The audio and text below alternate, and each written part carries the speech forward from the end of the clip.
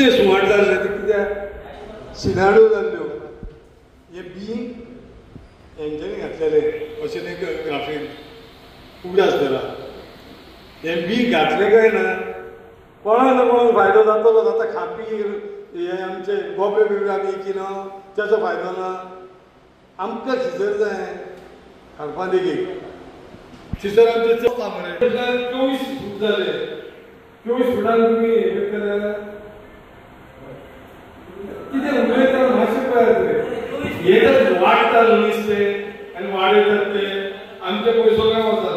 सरकारान आमकां दिता सरकारान तरी सवलत दिता आमी घेवन तरी पळोवया आमी ती घेवन पळोवया न्हू समज नाका जाल्यार ते केले शाळेंत आमकां नुकसान जाय काय ना आमकां पावले आमचे की आमी तिथं काटाय गेले ना नाका जाल्यार सरकाराक नुकसान जातलें पूण जो फायदो आमकां मेळटा सरकाराक फुकट आमी घेवपाक लागून कितें आसा खंयचे दिसता आमी किना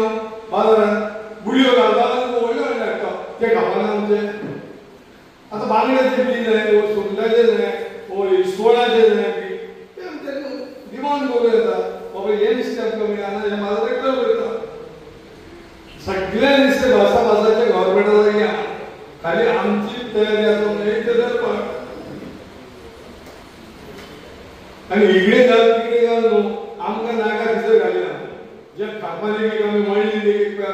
चड हे करिना ती घालून घेवया तिसर ते मसालो न्हू ते मसाला उपरांत ते आमकां भायर येतले नुस्तें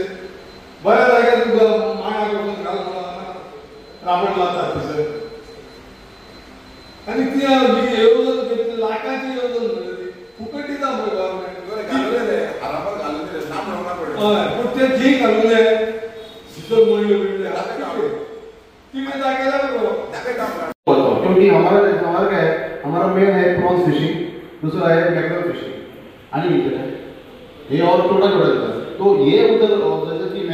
मैकरल उसमें अंडा डालेगा ये उनको पहला स्पेसिफाई करके बताओ सेकंड थिंग प्रॉन्स क्योंकि अगर वो मेरे घर में कोई बोल रहा था इसमें सिर्फ रॉ फिश का जो अंडा डालता है तो हमारे इसमें रॉ फिश कोई भी ज़्यादा फिशिंग नहीं करता है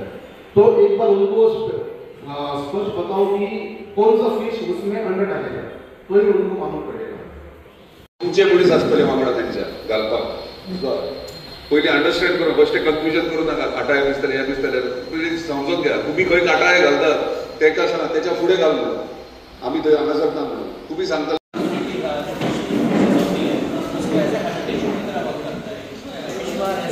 क्लाइमेट चेंज की वजह से क्या है कि फिश कैच हमारा डिक्रीज हो गया अभी ये वहाँ डालेंगे जहाँ पे भी उड़ीसा में और बाद में जैसे कर्नाटका में जहाँ 30-40% इंक्रीज देखा गया है एक ईयर में जहाँ पे फिश आगे नहीं आती क्योंकि जो नेचुरल मॉडर्न ये कोई structure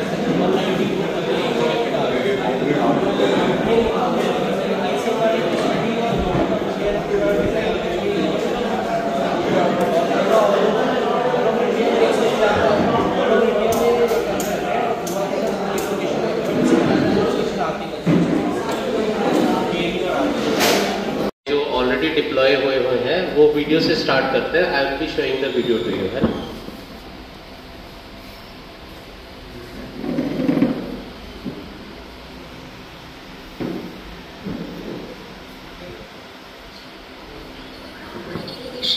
Mumbai is gearing up for a remarkable transformation in its coastal ecosystem. On Thursday morning, Mumbai witnessed the installation of 210 artificial reefs in the Arabian Sea near Worli, Kolkata. This is the second artificial reef deployed. Artificial reefs composed of recycled synthetic steel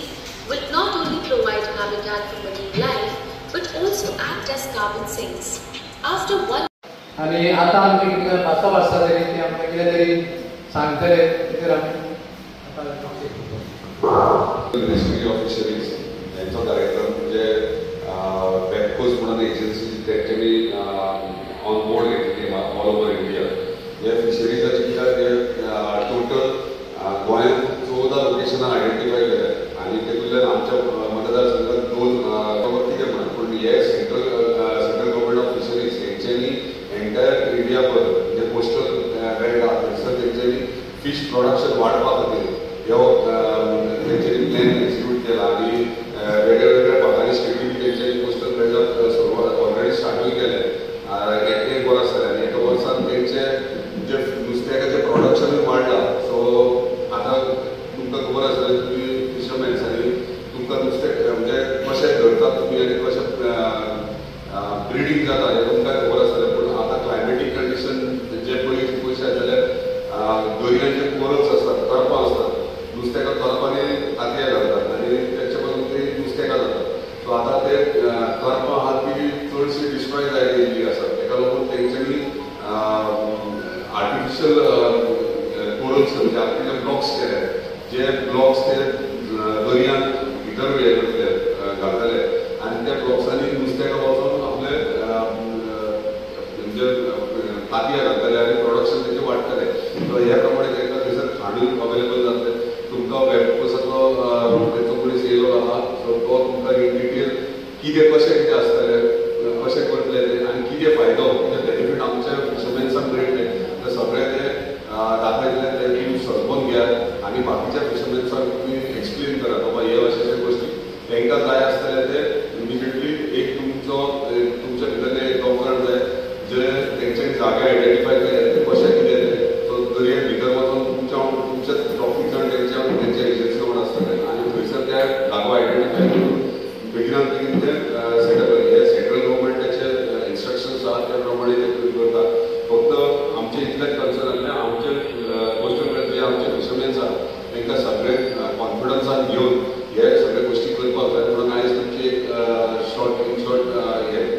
presentation दाखयतले पोवन घेवचें आनी समजून घेवचें. धन्यवाद. Temperature increase हो रहे हैं तो टेम्परेचर इंक्रीज होने की वजह से जो हमारे नेचुरल रीफ्स है वो डिस्ट्रॉय चेंजेस की वजह से जो फिशिंग जो कैच है वो डिक्रीज होता जा रहा है और फिशरमैन कम्युनिटी जो है जो स्मॉल फिशरमैन कम्युनिटी है वो मेनली सफ़र कर रही है. तो इस चीज़ को कैटर करने के लिए जो स्मॉल फिशरमैन कम्युनिटी है गवर्नमेंट ऑफ इंडिया ने और जो क्लाइमेट चेंज है उसको कैटर करने के लिए ये एक प्रोजेक्ट निकाला है.